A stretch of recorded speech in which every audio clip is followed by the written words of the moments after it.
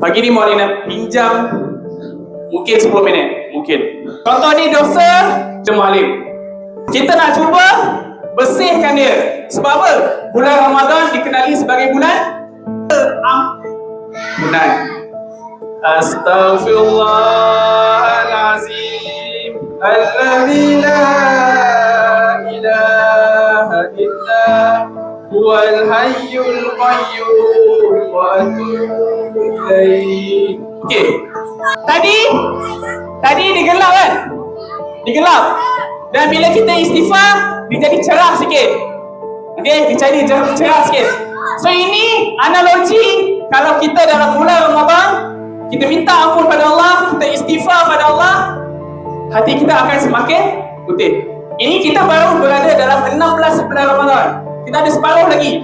So kita berharap habis saja bulan Ramadan, air yang dalam ni, dosa-dosa kita dalam ni akan jadi warna putih. Kalau bulan Ramadan,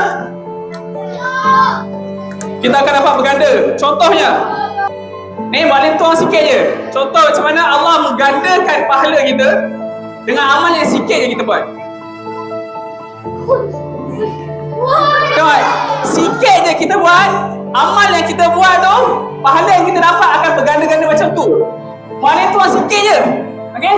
Kita nak penuhkan ni, Maulid kena tuang semua kalau hari biasa, bulan biasa. Tapi di sebelahkan bulan Ramadan, amalan kita tuang sikit saja, pahala yang kita dapat berganda.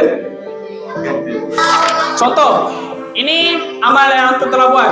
Solat tarawih, baca Al-Quran, tolong mak ayah, sedekah.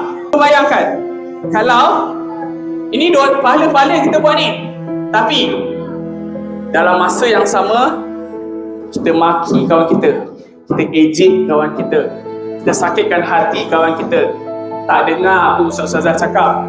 Bayangkan ini amal yang tu dah buat. Kita tak nak bila kita keluar bulan Ramadan nanti amal tu jadi apa? Amal tu jadi sia-sia, tak jadi apa-apa. Warna putih je amal kita.